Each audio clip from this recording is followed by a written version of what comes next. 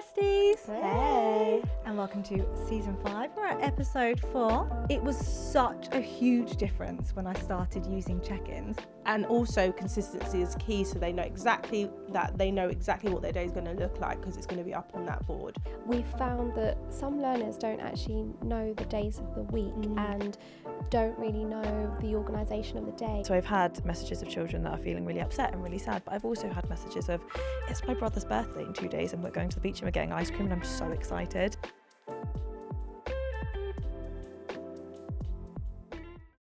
Hi besties! Hey! And welcome to season 5. We're at episode 4. Made it. I know. We say that a lot, don't we? And we are talking about such an important episode. This is about TGMC core resources. This is really the heart of Classroom by Design, because these resources are all about understanding children's needs, supporting communication, belonging, well-being all year long. And when we have these core resources, they are going to help you every single day, and they're going to support all of your children. So really excited to share them with you. We've got a little bit of show and tell again. So I'm going to start off with a check-in. Love a good check-in. And we wanted to talk a little bit about what life was like before and after TGMC core resources, right? And I think I started using check-ins in, would you believe it, flamingo class. I know, bless them, keeps coming back. It was that reception year 1 class, which again, some people say to me, oh, when do you start it, which age group? And it's all about how accessible you make it, how visual you make it, how you explicitly teach it. And it was such a huge difference when I started using check-ins, because the data that I got from it, I would never ever know.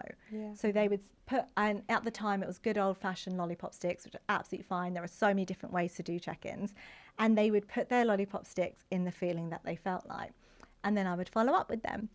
And some of the things were like, I don't think this person's my friend anymore. I don't know if I've got my lunchbox in my bag.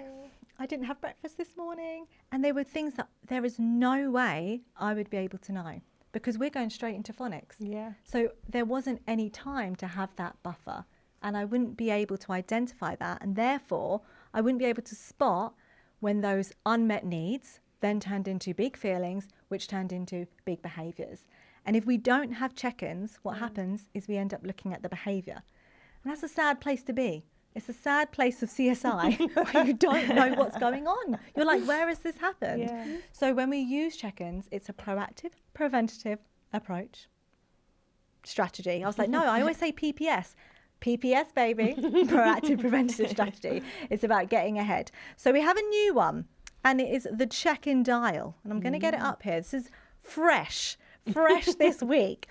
So the idea behind the check-in dial, and there's been so many check-ins over the years, and it's all about perfecting this, making it as accessible and practical and research-backed as possible. So the idea behind this is it's actually a check-in working wall. So it actually becomes blank without these emotions, although there are templates as well. And there are different colours, and this links to the regulation backpack. So although we've got the emotions there, it also links to, therefore, what you need. So if I'm feeling tired, I need to energise. What we're doing here is we're supporting children, we're empowering them to not only identify what they need, how they feel, but then what they need, which is that next level emotional literacy. Now, the idea as well is that it's a working wall. So you start this is what yours might look like, Soph, for our early years, for our littles. And then as you teach more emotions through the emotion shed, you can add some more emotions. If you're talking about body maps, maybe you've just got one on body maps for a child. If you're doing book characters, you might have Ruby on there. We love talking about Ruby, don't we? We might have children's faces showing the emotion, adults' faces. For your older learners, you might have synonyms of how the different feelings are. So there are so many ways to adapt that for your children. And what's really key with the check-in dial as well is is going back to that vocabulary. It's about having that understanding of vocabulary and that it links to energy. how much energy you have, and the fact that it's a dial, it's always moving, it's temporary, and it's going to pass, and it's supporting children's emotional literacy in every way possible.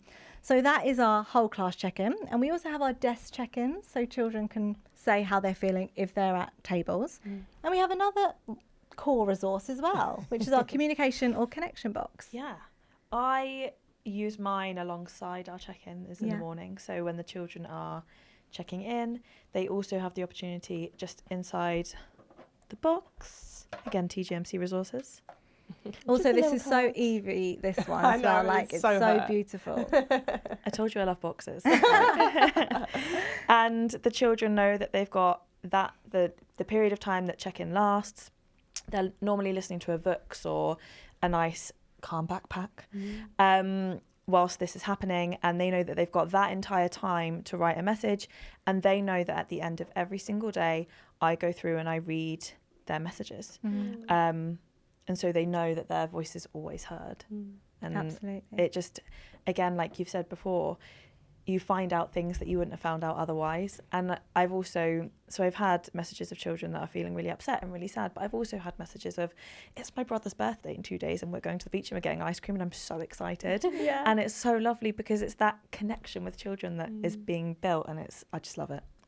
And again, it's that all year long. Yeah. It's not, do you know what we're going to do the first week of September? It's like, this is available all the time to connect with you and to have a voice. And it reminds me of what you said, Tan. I feel like it was last year, and you said, is school happening to them, or are they all with them? And it's like, that's what we're doing with these resources. We're giving them a voice. We're making them part of the classroom and part of the everyday, rather than come on in and listen to what I've got to say. Absolutely. And what I'm hearing is, if we don't make the time, we'll see it in the behaviour. Absolutely. So I completely understand that there's so much to get through and we need to get to phonics, etc. But we will see it in that phonics lesson if we don't make the time. So yeah, make it a part of your practice.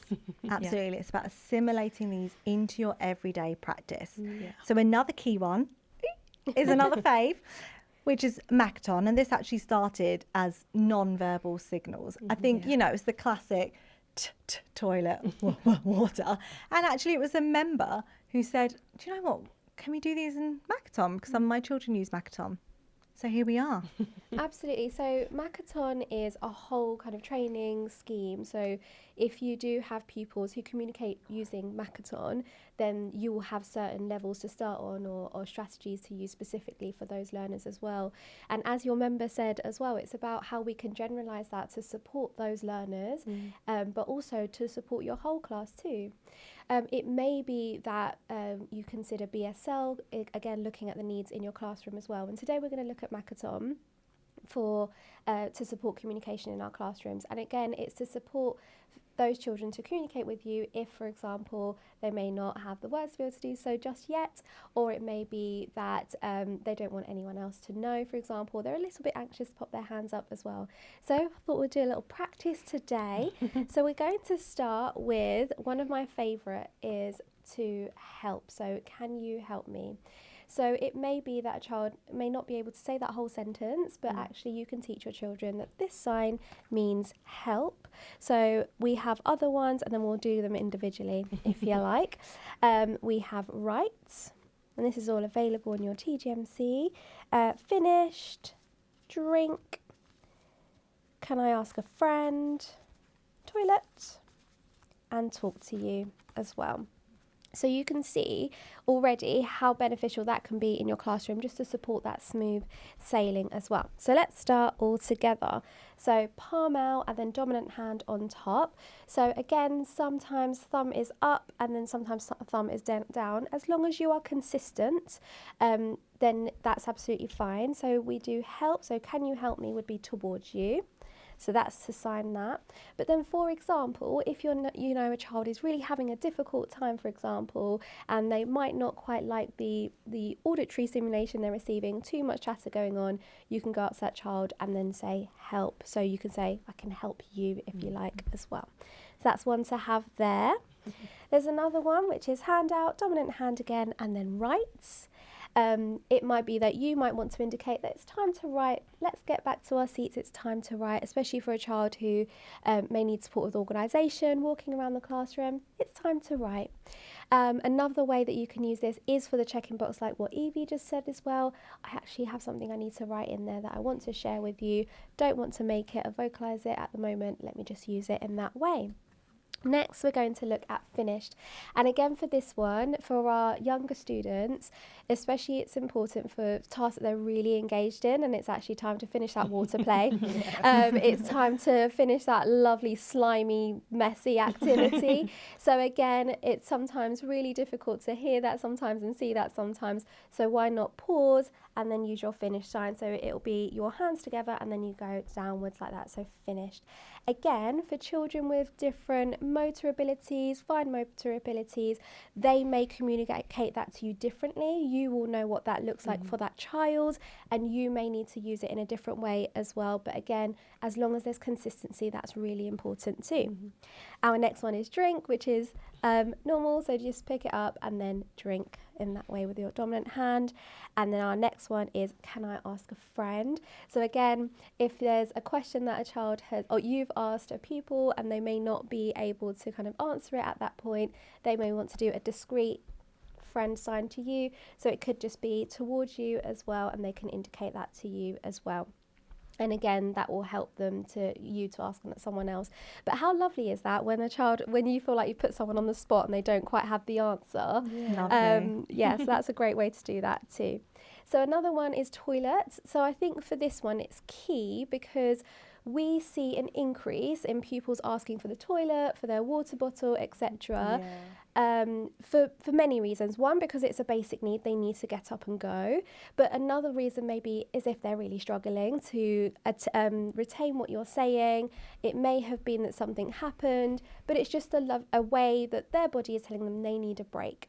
And we see that. So again, they can discreetly ask you for that. So again, looks different in different contexts, but for now, you can put your hand towards your chest here, and then your middle finger inwards, and then you just go up and down. And that's the way a child can communicate to you that they need to go to the toilet as well. And you decide what works best for you. I've seen 5 children go up to a class teacher doing this. So you decide how you want it to look for your classroom if they stay in their seats, and then they may indicate that to you as well. And next, for a child who needs to have a little chat with you, again, may not want to kind of share that as well vocally or out loud, it will be 2 fingers here to say talk to you, and then it will be towards that person. So I need to talk to you, or can I talk to you, that way as well. So that's our Makaton signs. Amazing. Consistency is key with them. We do have BSL available as well if you, as Tan said, if you do have children who use that in your class, or to just decide which one you want to do, depending on your class. I feel like for me, it had, again, such a huge impact. The class that I used this with, it was after COVID. They were year 2, and it was understandably high needs. And I felt like, bless them, they were coming up to me nonstop. And I didn't have a TA. And I felt really torn because I was like, I love you guys and I want to hear you. But I was also like, you guys got to teach. And I was like, I don't know how to do this.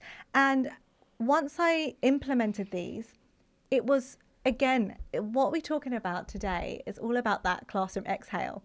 It's about our children feeling safe. It means they can speak to us at any time. I always panic if a child needs the toilet.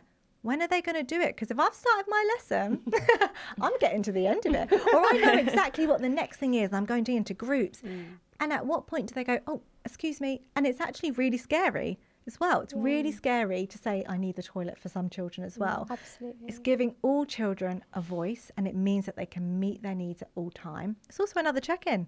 It's another way I need to write in the communication box, I need to talk to you, which means we're supporting the needs and the well-being of our children, which again means it's not escalating to big behaviours. So Sophie's going to talk about one of her faves. My faves. I'm always banging on about this on Instagram. But a visual timetable, and actually my team in my class will hold me accountable if I have forgotten at least one of the backpacks for the whole week. If I've forgotten to put that up, they're going to tell me. So it's just something that my children look at as soon as they get in. before they've even greeted me, they're going straight to that, like, what is happening today? And also consistency is key, so they know exactly what their day is going to look like, because it's going to be up on that board. And another thing to note is just something that I've tried to remember to do, and what I do remind everybody as well, is to take it off as and when that task or that session is done, so that they, especially for those children who are quite anxious about how long a day is, or they've just started school, and some of our nursery lot, they've not done a full day, or they've not done a full week before. Knowing when the day is going to end is so important for regulating them and just helping them to get through the day. Oh gosh, there's only 2 more things now. Great, it's really going quickly. And they're just making sure that the visual timetable is up there and is consistent, and everything is in order.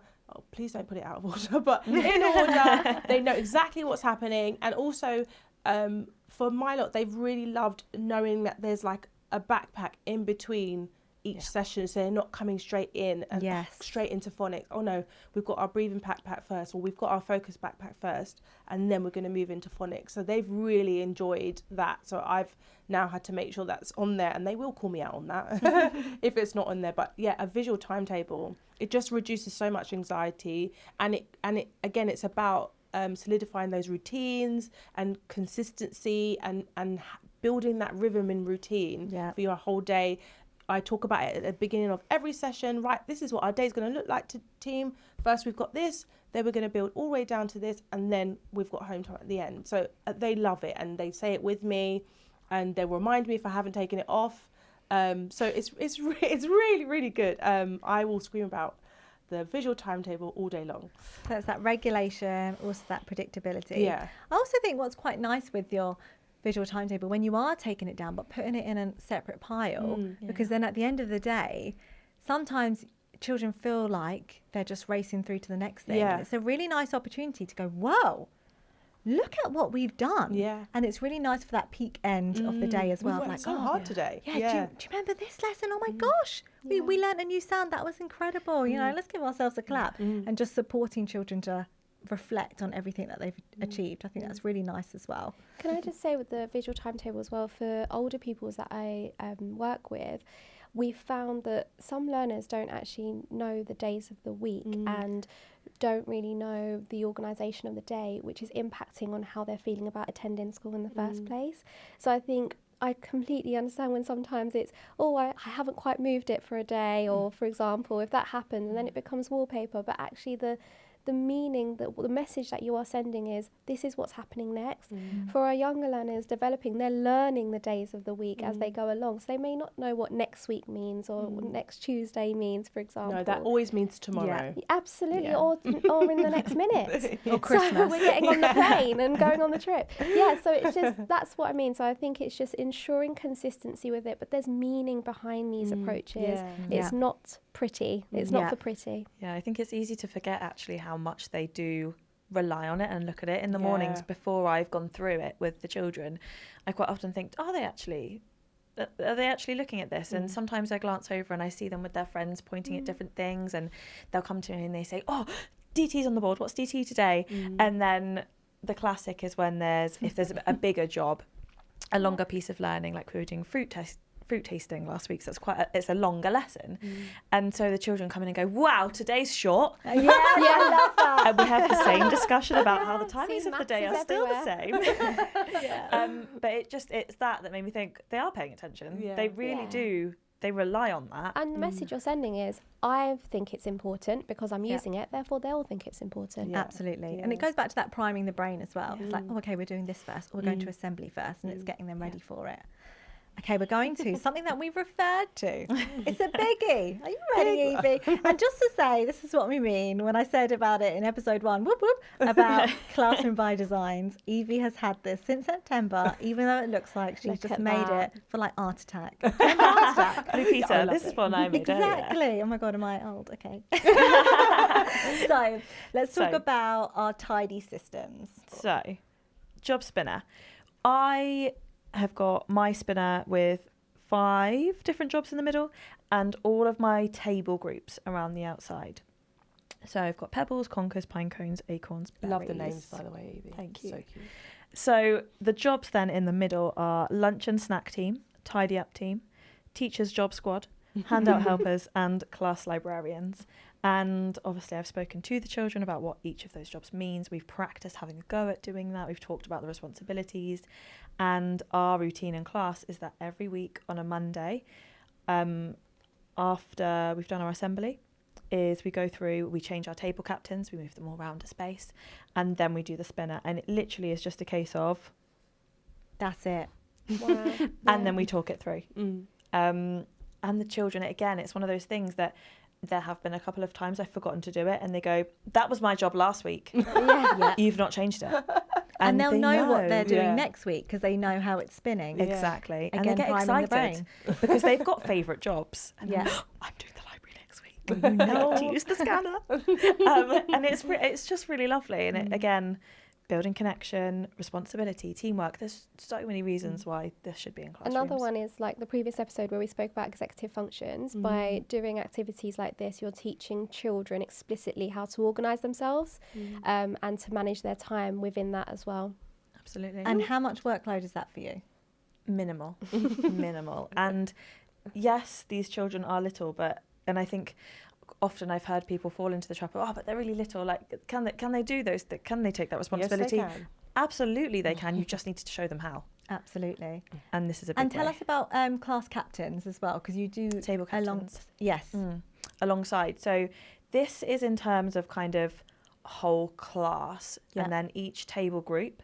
So be it Pebbles, Conkers, they have a table captain. So that then is somebody that, in addition to being a handout helper, I might say, table captains, please could you make sure that everybody's book is collected at the end of the lesson. Table captains, please could you make sure that your table pots are tidy, ready for us to go into the next lesson. They've got additional things for their table on top of these bits. They're like in cute. charge that week, right? Yeah. Yeah. Yeah, I exactly. always thought of them as like just my mini teaching assistants in a super normal Exactly. way. And they love it because it's that responsibility and Yeah. it makes them Do you feel know important. what? It's really sweet because you see children come out of their shells when they're in a leadership role. Like children who are often quiet are like, okay, Yeah. all right, guys, let's get this together. I'm like, go on. It's really, really sweet to see. I always say to my children, if you don't want to be table captain, because That will I get never it, happen. it doesn't, never, because I've got some children that are more shy, and I didn't think they would want to do that because it really pushes them out of their comfort zone.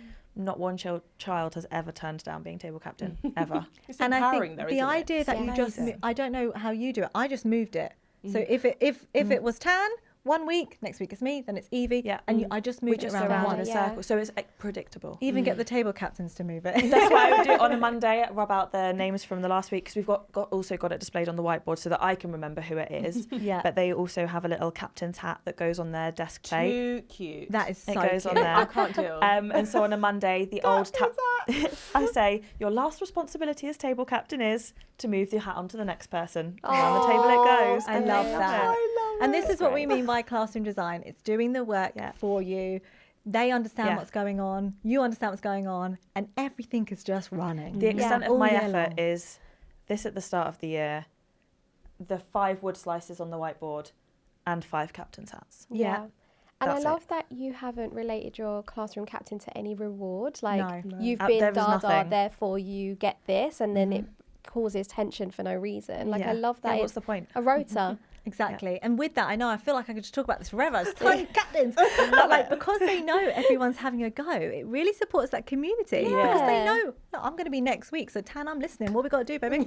Like, and they really listen to each Yeah. other, and it supports that community because they know it's literally It's going so to be good. them. even There have next been week. times that I've muddled it up and I've gone backwards round a table instead of forwards, and the children have said, oh no, it was my turn last week. I've been table captain twice already. It's Jen's go this I week. love that. And again, like it's just seeing children in a whole different light sometimes in a way that you Nice. don't It's normally. back to that tribe.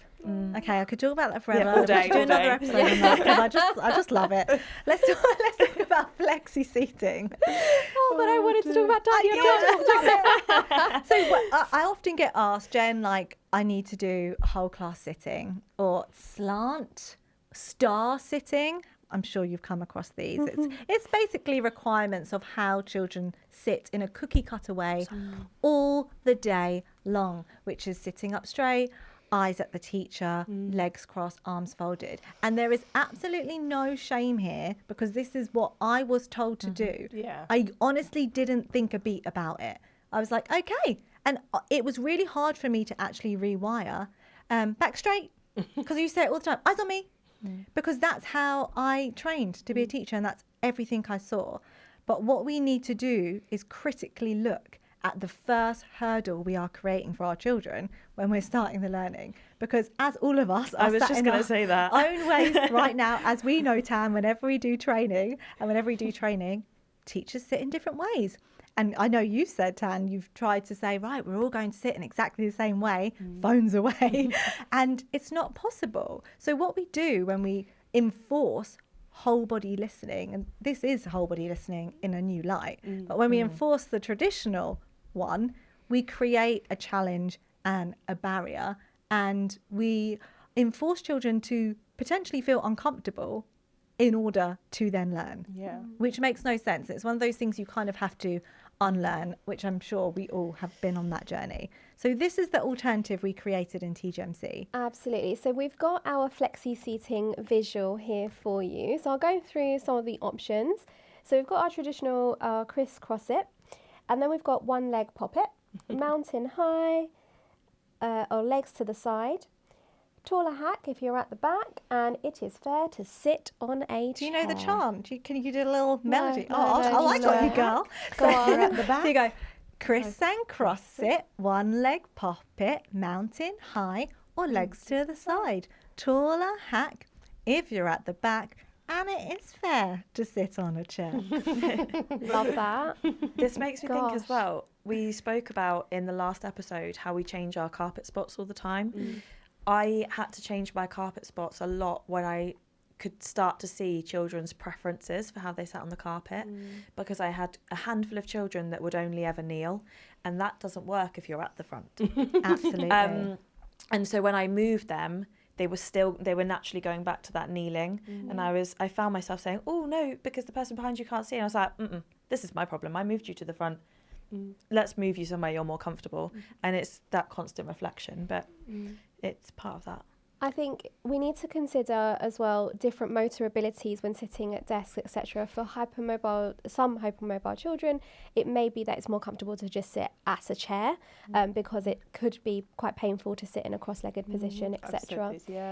It's just, again, it's needs based, but I think having those options provides that confidence to the children to say that actually I can still learn in this way, and I'm comfortable, therefore I can learn. It's also not saying you have to be like that the entire time. No. Just as how we will wriggle around. It's not like you chose to. It's like you can move around. That's okay. Obviously, as you were saying, Evie, it's considering the taller hack at the back.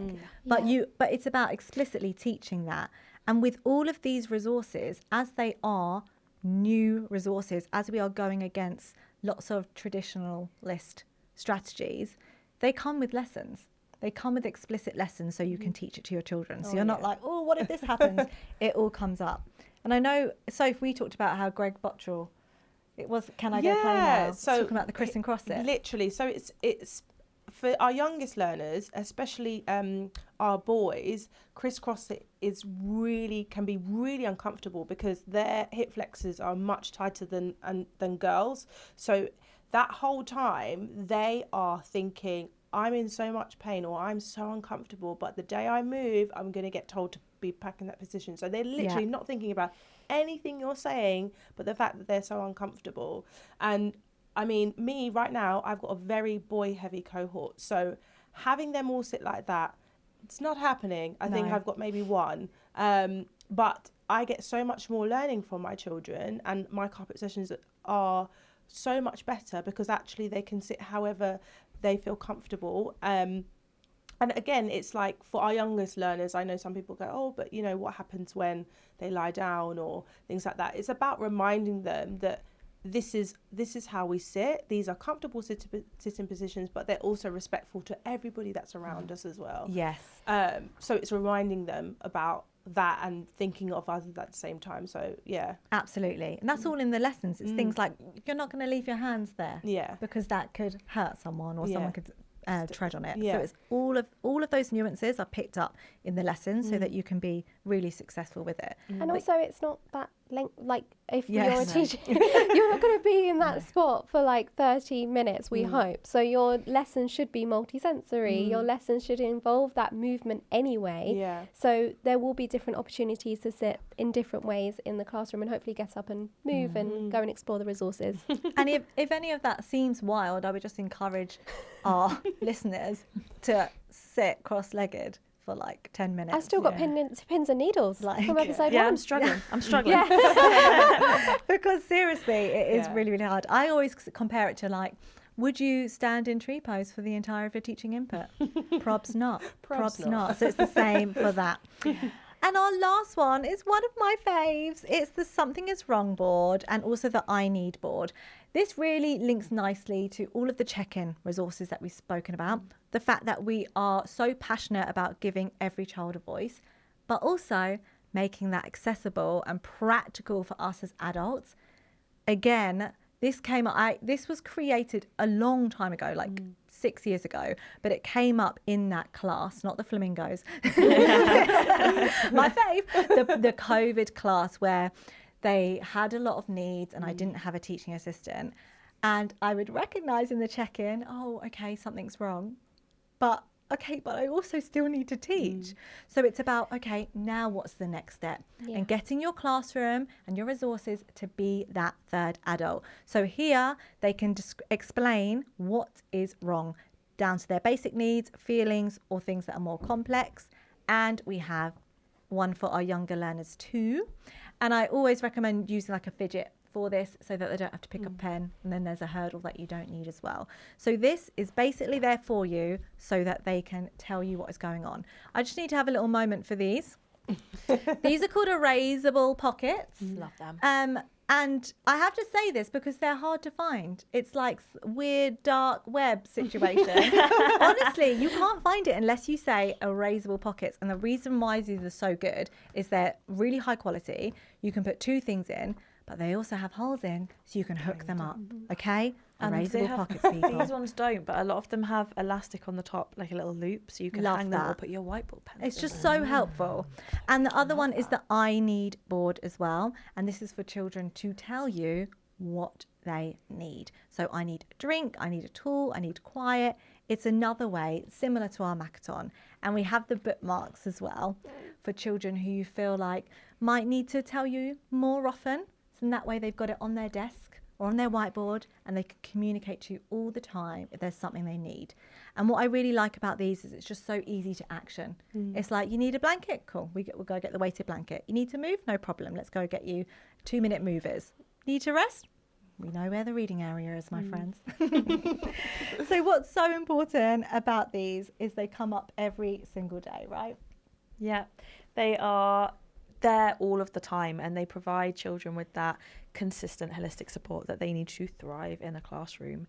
We've explained it, and I'm really resisting the urge not to explain too much more about them, but because I can't rave about them anymore, how they are just those things that you need to have a successful classroom. Absolutely. And it's hitting all of those things for well-being, engagement and behaviour. And you can Absolutely. find them all at www.tgmc.uk. TGMC.uk. Bye besties. Bye.